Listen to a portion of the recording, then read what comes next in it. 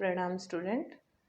तो बेटा हमारा फोर्थ चैप्टर आइंस्टाइन के बारे में, लेट्स कंटिन्यू। 15th पैराग्राफ में हम आए थे, तो अभी हमारा 2-3 पैराग्राफ ही और बचा है इस चैप्टर में, आइंस्टाइन के बारे में है।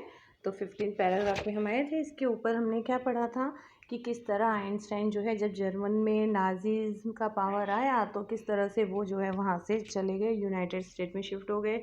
फिर वहाँ पर उन्हें किस तरह से एटॉमिक बम के बारे में डेवलप हुआ, उनको पता चला और सब लोग वहाँ पे डरने लगे। सभी फिजिस्ट की जो नाजी हैं वो न्यूक्लियर बम का यूज़ कर सकते हैं, सॉरी एटॉमिक बम का यूज़ कर सकते हैं दुनिया को बर्बाद करने के लिए। अब हम आगे बढ़ते हैं।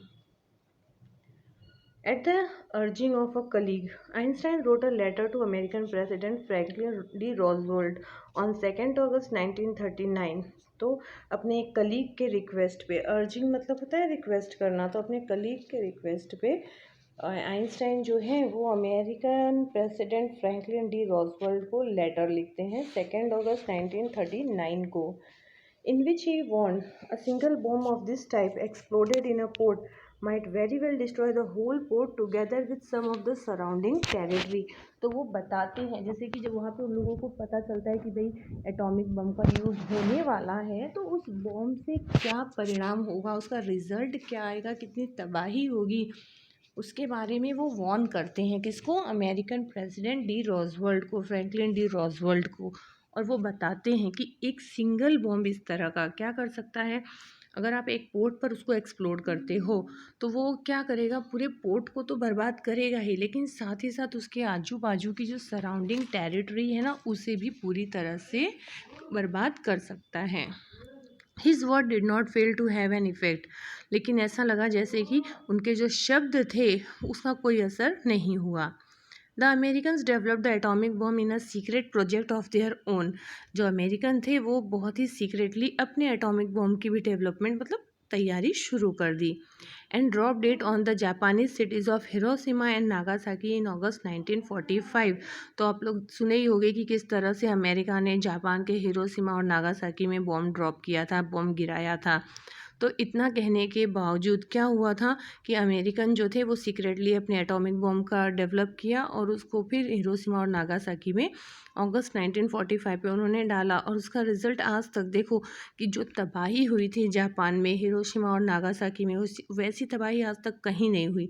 और आई थिंक उसके बाद से जो उसका जो रिज़ल्ट आया था, यानी जो इतना दर्दनाक परिणाम हुआ था, उसको देखकर आज तक किसी ने दोबारा एटॉमिक बॉम्ब का यूज़ नहीं किया है।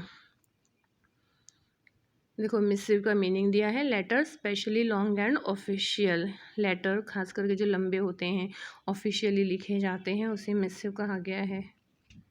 Einstein was deeply shaken by the extent of the distraction. अब जो ये परिणाम हुआ था, यानी जापान के हिरोशिमा और नागासाकी में जो बॉम्ब गिराए गए थे, वो बॉम्ब गिरने से जो वहाँ पे तबाही मची थी, उससे आइंस्टाइन बहुत ही गहरी तरह से वो हिल चुके थे।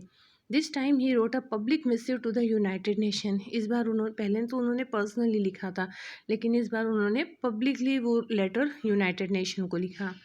In it he propose the formation of a world government. वहाँ पे उन्होंने प्रस्ताव रखा, प्रपोज मतलब प्रस्ताव रखना, कि वर्ल्ड गवर्नमेंट फॉर्मेशन की जाए, तैयार की जाए।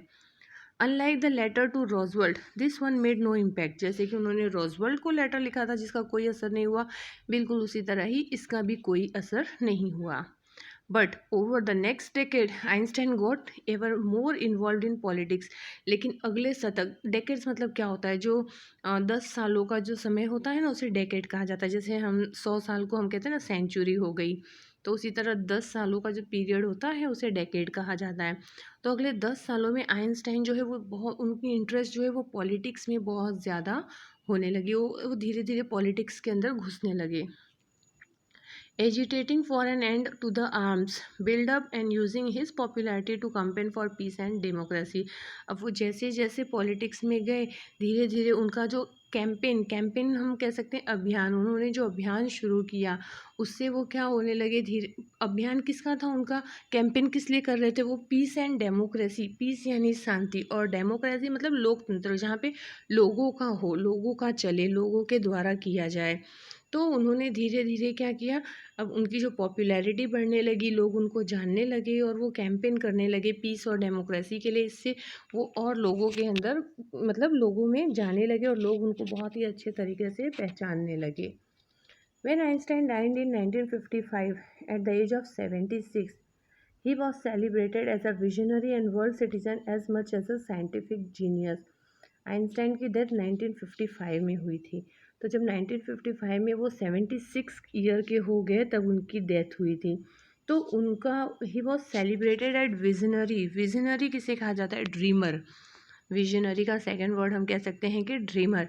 एक ड्रीमर के रूप में लोग उन्हें याद करते थे। And world citizen, world citizen मतलब वो पूरी दुनिया के नागरिक थे। ऐसा नहीं जैसे हम कह सकते हैं कि वी आर इंडियन सिटीज़न, हम भारत के नागरिक हैं, लेकिन उनको वर्ल्ड सिटीज़न कहा गया। As much as a scientific genius, वो विद्वान तो थे ही, जीनियस तो थे ही, गॉड गिफ्टेड थे। इसके साथ साथ उन्हें लोगों ने क्या कहा? विजनरी। विजनरी मतलब एक ड्रीमर थे, साथ ही साथ वो वर्ल्ड सिटीज़न भी थे।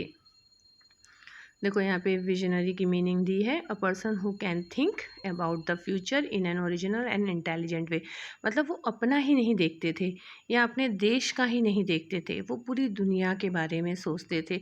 उन्हें पूरी दुनिया की चिंता थी और वो चाहते थे कि फिज़िक्स से रिलेटेड जो भी इन्वेंशन हो रहा है उसका सही तरीके से इस्तेमाल किया जाए।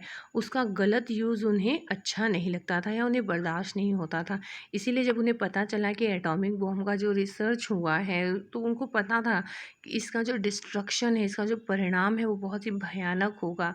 इसके लिए उन्होंने लेटर भी लिखा, लेकिन उनके लेटर का कोई असर नहीं हुआ और फाइनली वो बॉम्ब ड्रॉप किया गया। आज भी हम सुनते हैं कि जापान में देखो, आज भी उसका काफ़ी, क्योंकि वो जो बॉम्ब ब्लास्ट होता है उसके बाद जो नुकसान तो होता ही है, तबाही तो होती ही है, लेकिन वो जो एटमॉस्फेयर में जो वो मिक्सअप होता है ना, तो वो उससे लोगों के दम घुटना और काफ़ी सदियों तक क्या होता है उसका असर वातावरण में रहता है। तो ये आइंस्टाइन के बारे में था। हमने उनका बचपन पढ़ा, बचपन में वो किस तरह के थे, उनको स्कूल कैसे पसंद नहीं आता था, स्कूल रेजिमेंटेशन नहीं पसंद आता था, फिर किस तरह से वो कॉलेज जब यूनिवर्सिटी गए वहाँ पे किस तरह से उन्हें एक लड़की मिलेवा मैरिक से प्यार होता है, फिर वो शादी करते हैं, ये सारी चीज़ें। फिर उनका इन्वेंशन, नया नया इन्वेंशन उन्होंने किया था, उनको जॉब मिली तो वो दूसरे साइंटिस्ट के पेटेंट तो थे ही, लिखने का काम तो करते थे, लेकिन साथ ही साथ वो अपनी डिस्कवरी भी स्टार्ट रखे थे, अपना भी जो रिसर्च करते थे सीक्रेटली वो उसके बारे में भी लिख कर रखते थे।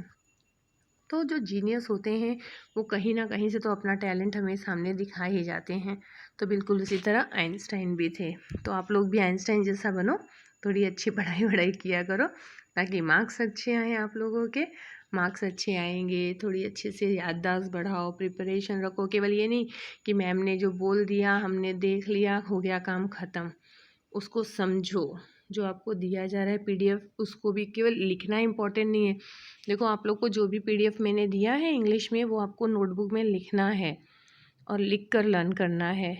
और सबको एक चीज़ खास करके कि यूनिट टेस्ट का आप लोगों को एक चौपड़ा notebook, you have to make one notebook, एक नोटबुक आपको बनाना है यूनिट टेस्ट के लिए। और जल्दी हो सकेगा तो 1-2 दिन में आप लोगों को टाइम टेबल और कोर्स भी दे दिया जाएगा, ठीक है। तो प्लीज़ प्रिपरेशन स्टार्ट रखो आप लोग।